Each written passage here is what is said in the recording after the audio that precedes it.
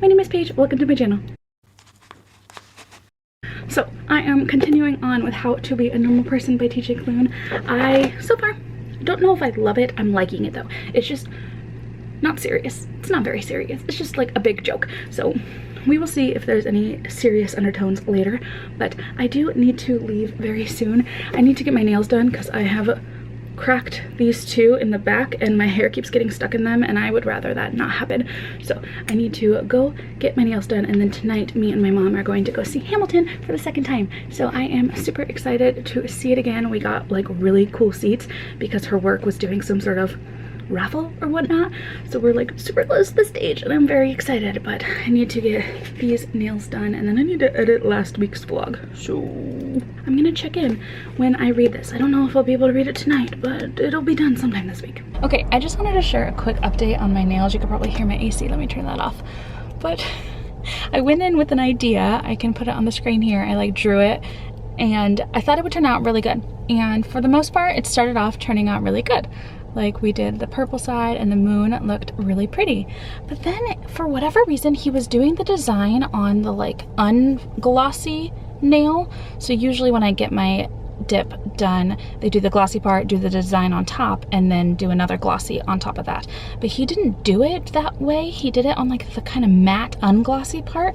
So on this finger, you probably can't really tell in the camera, there's like purple brush strokes where he was trying to clean up. So it looks really gross, but I am non-confrontational and I didn't want to tell him that I didn't like how this finger looked. And he also did the moons the same way, and I kind of wanted them to be opposite, but that's like not even the biggest worry. But I just didn't love this moon, at least. It just kind of looks weird and chunky. I don't know. It's okay. I mean, I'm like, from far away, I think it turned out how I wanted it to, but up close, I just, this side, it just looks so messy. But oh well, that's me being nitpicky. But to reward myself for going to some place by myself, because I am such an introvert and I have so much social anxiety, and I went by myself. I got myself Taco Bell as a treat. I feel like I eat Taco Bell a lot in these vlogs, and I don't get Taco Bell that much. I usually get Chipotle, but I just wanted Taco Bell today. So I'm gonna eat that, and I need to edit. So I don't know when I'll check in next.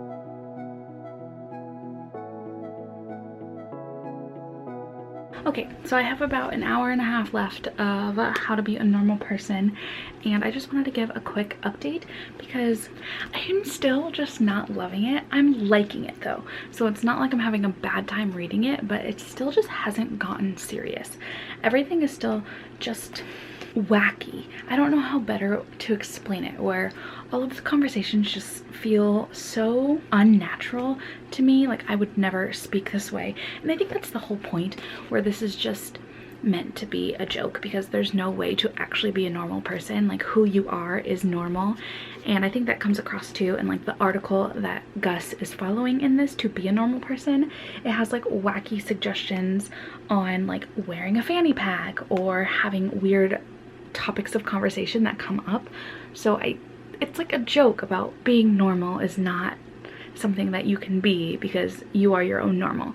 So I kind of get it in that aspect, but I just still am looking for something more serious in this, and there has just been nothing that kind of grounds it, that makes me connect emotionally to it. And I think that's what I always look for in books. I look for a way to emotionally connect, just because I'm a highly emotional person and I like that emotional connection, and this just doesn't really have it. I think I'm okay with the direction that it's going, but I had anticipated that this was going to be one of those books where Gus knows that he's a little bit strange, but then tries to be normal, and in doing so he kind of creates a divide between him and Casey, his love interest. But it's just not happening.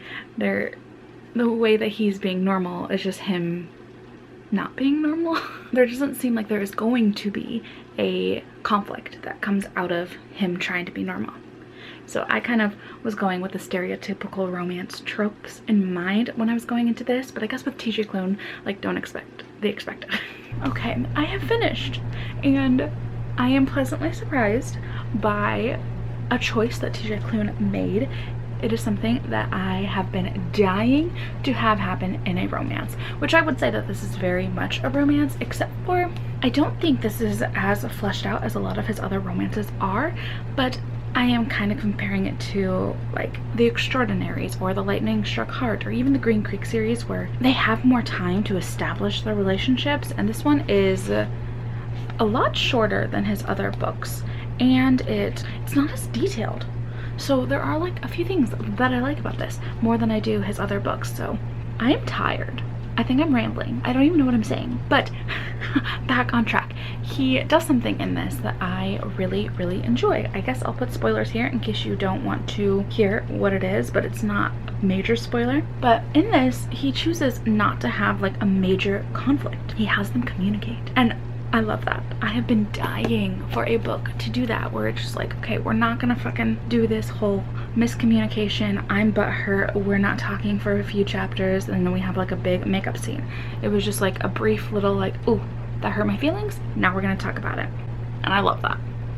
That like bumped my enjoyment of this book up a little bit. I still don't absolutely love this one. It never really felt grounded in reality. The jokes were not always my favorite. The characters were all just very absurd people, but it was good. It did something that I wasn't expecting, but most of this book just wasn't what I was expecting, but I did enjoy it. All right, I need to wash my makeup off, even though I'm really enjoying it today. So I'm kind of sad I have to wash it off, but I do need to do that. And I will be at my friend's shop the next few days, and I am probably going to take some books with me. I think I'm going to take Tell Me It's Real by TJ Klune next.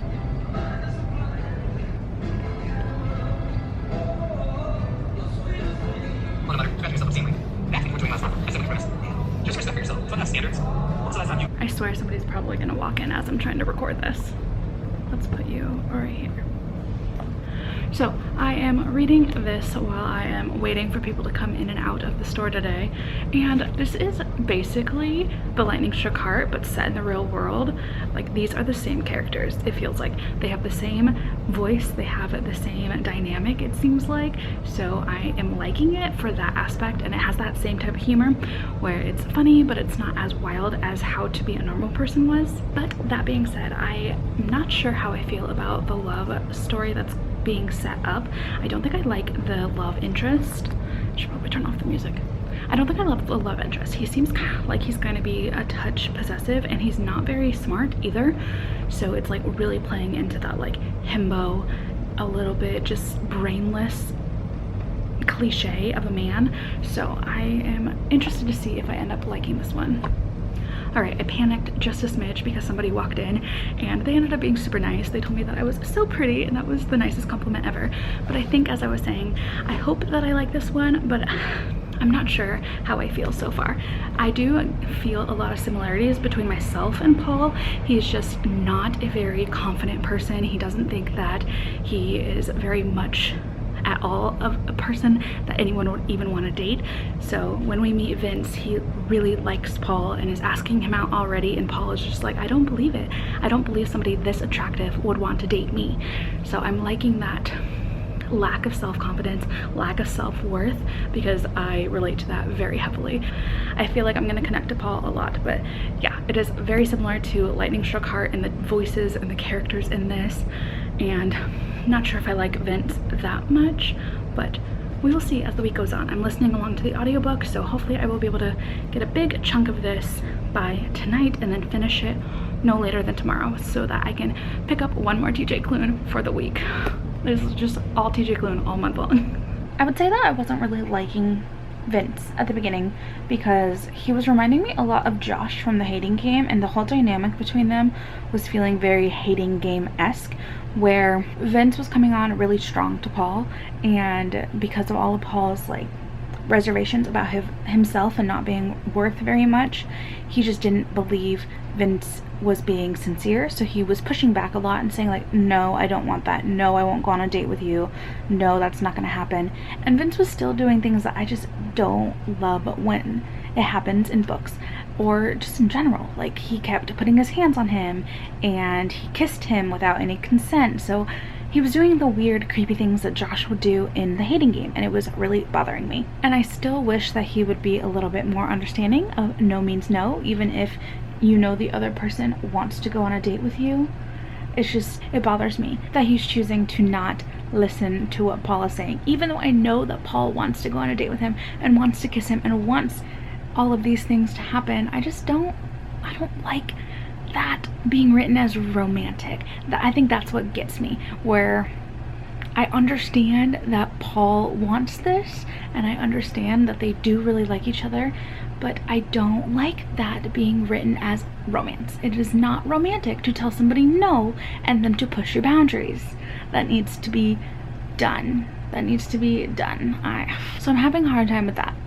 Other than that, I am starting to like them together. I think they're really funny together. I like the way that they just both really want each other, and I like the way that they joke and banter, but I'm just...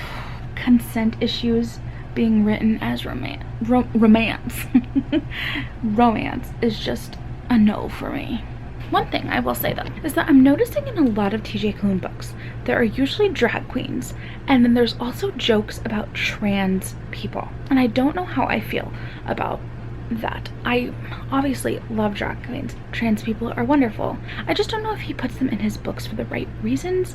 I just feel like there's always like a drag queen who is trying to give infinite amount of knowledge and be like the fairy godmother type person, and then the jokes with trans people just never land for me. I always feel kind of uncomfortable when there is something in them. I remember in reading Into This River I Drown, there was a little joke where Benji in that was talking to his aunts and they were asking about his preferences and said something about him not being able to handle somebody who's a he, she. And it was said a couple of times in some similar pronoun combination like that, and I just didn't really enjoy it. And then in this one there's a joke about Paul, who often like says things without thinking and just gets himself into these like weird holes of complete stupidity where he just says stupid things.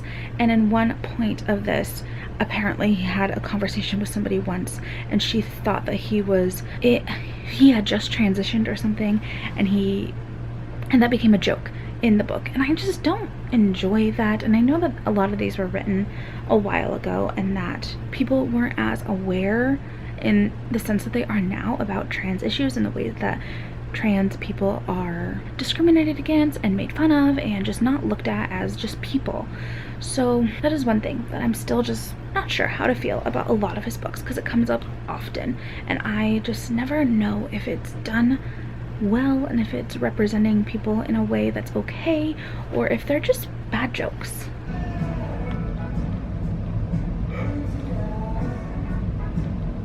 Okay, so a slight change to my plans occurred today when I read the entirety of Him by Sarina, Bowen, and Elle today.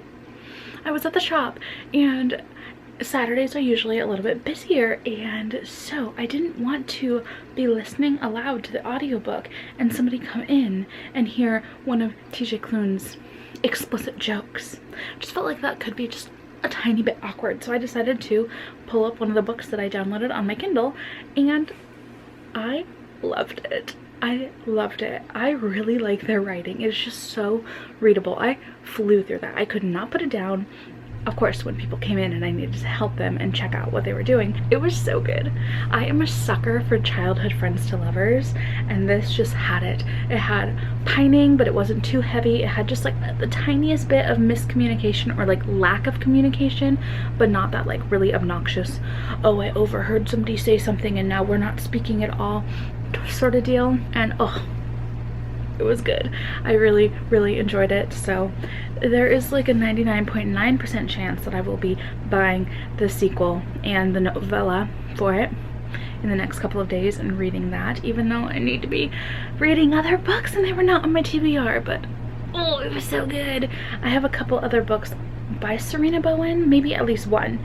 Then I have 2 other books that are also friends to lovers on my Kindle that I feel like I'm somehow gonna fit in at least like 1 or 2 more by the end of this month, because I'm obsessed. I'm obsessed. I get why people have Kindle Unlimited to read books like this. It was so good. But I do need to finish Tell Me It's Real, and I will be doing that tonight. I think I only have about an hour and a half left of the audiobook, so I'll get through that. But I was reading a few reviews on this, and people are feeling the same as me.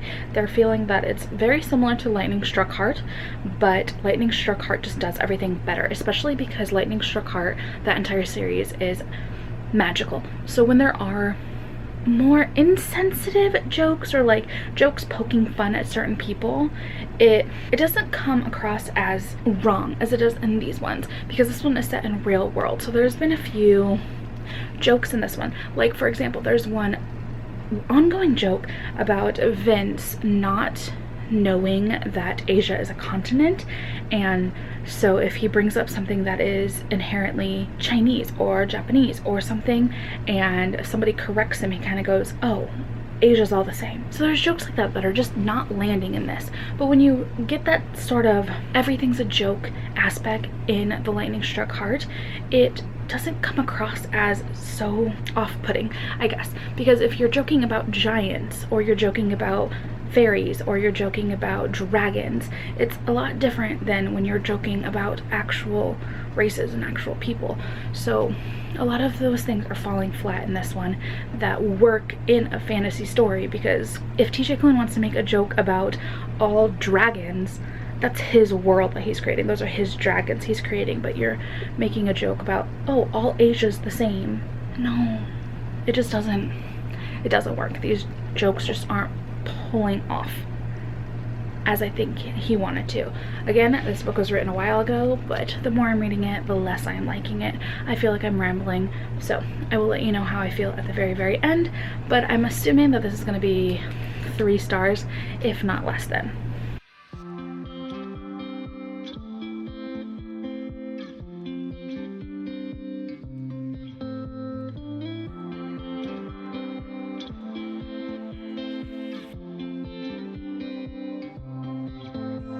Hello. Okay, so I officially finished Tell Me It's Real, and I didn't like it very much. I felt like the beginning was stronger than the end, and it just went downhill pretty quickly. I said at the beginning that I thought that Vince had a lot of red flags and I was very wary of him, but he ended up being my favorite character because Paul ended up being the absolute worst. He is just a man-child who cannot get out of his own head and cannot get out of his own way too. So I don't know why Vince fell in love with him. Honestly, I did not really like him all that much by the end, especially when he does like random things where he just ends up putting his whole foot in his mouth and saying really dumb things to the wrong people. Like towards the very end, he ends up yelling at somebody who is dying of cancer, and in another part he punches somebody because he's jealous, and it's just a bunch of really pointless humor. I think that at one point stuff like that was considered funny, and I personally don't find stuff like that funny at all. So a lot of the jokes got a little too much towards the end, especially when it was supposed to be a little bit more serious and Vince was going through a lot of stuff. Paul was just still being wild and obnoxious, and he never really came down from his wild antics and was really there for Vince. And it was really confusing why a lot of characters like Paul's mom and dad and best friend Sandy were telling him how he was such a great person and that he was just everybody's rock, when he was just so chaotic, and I don't know, not in a good way either. So I was not a big fan of this one. I appreciate it trying to do a love at first sight trope and make it more believable, and I think at some points the love was okay. And like I said, I ended up really liking Vince. He had more depth to him than he did at the beginning. He was still not the brightest person, but aside from a few like relationship dynamics, it just wasn't great, and the jokes really definitely fell flat a lot of the time, and I don't think it was his best work. So I'm giving this a low 3 stars. I'm kind of like debating going like 2.75. It just wasn't the greatest. So this is officially my least favorite TJ Klune book. I thought Bear, Otter, and the Kid would stay in that bottom spot forever, but I think I actually like that one even more. Despite how angsty and whiny Bear was in that one, this one just, I think it's just gonna offend a lot of people. I don't think it's great. I don't think it's great. But I am going to read The Bones Beneath My Skin today. Hopefully I'll be able to finish it by late tonight, but I have seen on Goodreads that this one has quite a high rating of his books. So I'm really excited to read this one, and it also has a kid in it, and I love kids and stories. I just think it's so precious. So I am excited to get to this one. And then I don't know what I'll be reading the rest of the week. I'm like, this is Sunday. I still have 2 days until I end this vlog. So I think I'm on a roll for once with my reading, but I will check in when I get somewhere into that book. Okay. I am literally 11 pages in, which I honestly think is just 2 pages in, of The Bones Beneath My Skin by TJ Klune. This is set in the same world as Into This River I Drown, because on this page he's meeting Big Eddie, who is the dad of Benji in that book. So this is set in the same world. They're friends. Whoever this character is, his name seems to be Nate Cartwright. It's set in the same world, which is weird to me because when I was reading Into This River I Drown, I just felt like it was the same atmosphere as the Green Creek series.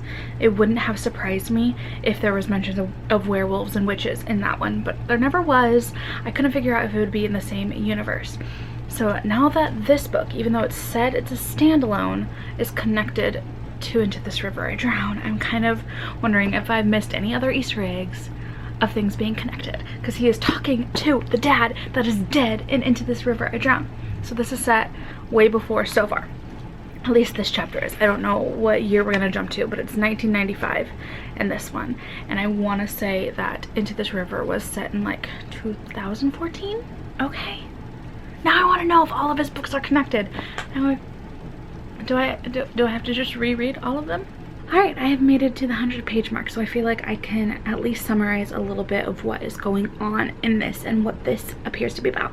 So, it's set in 1995, and it's following a man named Nate Cartwright, and his parents have just died. His father murdered his mother and then killed himself, and Nate's brother has completely disowned Nate because Nate came out a few years ago as being gay, and his parents and his brother just completely cut him out of their life. But his parents, in their will possibly, left him a truck and a cabin that he used to go to every summer when he was growing up. Nate has just recently been fired from his job, his parents are dead, his brother's not speaking to him, and he just wanted to get away.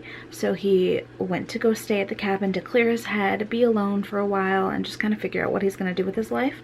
But when he gets to the cabin, he meets a man named Alex and a young girl who's about 10 years old who calls herself Artemis Darth Vader. And he doesn't know why they're there, but Alex is very protective of the little girl, and there's something a little strange about the little girl. She likes to talk like a cowboy sometimes. She is obsessed with random little things. She is just always so impressed by the new things that she's trying, like vegetable soup and bacon. So there's something a little strange about her, and Alex is there to protect her. He said that he is trying to get her back to her family, but we don't know much about where she came from, what her real name is, or anything like that. So there is also an age difference between them. TJ Klune loves his age differences. Alex is about 40 and Nate is about 27, I believe. So a pretty decent sized age difference, but at least they are closer to the 30s than other age gaps that he puts in where they're much younger. But I'm liking this one. It's reading so similarly to the way that the Green Creek series reads, where it's just intriguing. Every page I just want to keep going, and every chapter I just want to know what's happening next, just because I want to know who Alex and Artemis are, and I want to figure out how Nate and Alex's love story, I assume, is going to come about. So I'm really liking it. It's not super funny, but it's also not super dark either. It's just like a nice middle of the ground type of story from him. So I'm enjoying this. I will let you know what I feel probably when I finish. I don't think I need to be updating as often since this vlog is already very long. Okay, I think this book is set in the same universe as Green Creek, because there is a paragraph that says Nate knew there wasn't much further up into the mountains. A few towns, though, they had to be an hour away or so. He thought one of them was called Green Creek, really nothing more than a village. So my theory, I think, is correct, that this book and Into This River I Drown are set in the same universe. The atmosphere just feels such the same. I don't think that's the way you're supposed to say that, but I'm excited now. And by the way, this book is so freaking good. So good. I'm really loving this. Okay, I said I wasn't gonna update in the middle, but I lied because that made me excited. Okay, I am in the middle of filming right now, but I feel like I need to wrap up this vlog so that I can edit it tonight.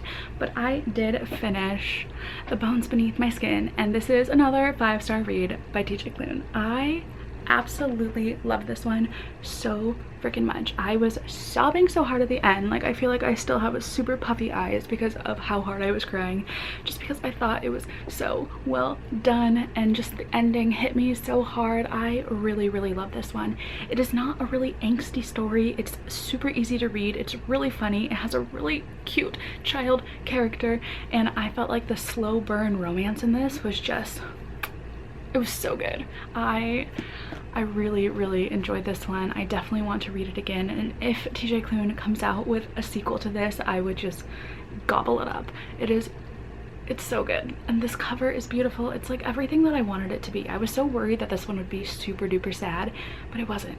It was just, oh, I have no words. I love this. 5 stars.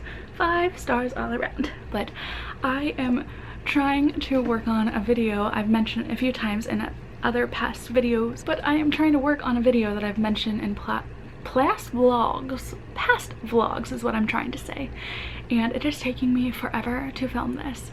I have been filming for 2 days now. I'm on day 3, and I feel like I'm gonna have a day 4 of filming, and then that editing on Thursday that I'm gonna do is gonna be intense. But I am trying to put together a guide to TJ Klune, so that should be coming up on Friday. So make sure that you are subscribed to my channel so you can see that video coming up.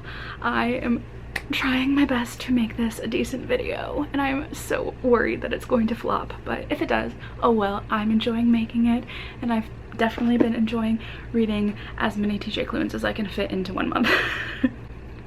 But that is all that I have for this vlog. It's already a million hours long. Thank you so much if you stuck this far. If you have, leave me a star or galaxy themed emoji. Isn't there like stars in the sky in one of them? Please do that, so I know that you watched it this far. But thank you so much for being here. I will see you on Friday for hopefully my TJ Klune video. Bye.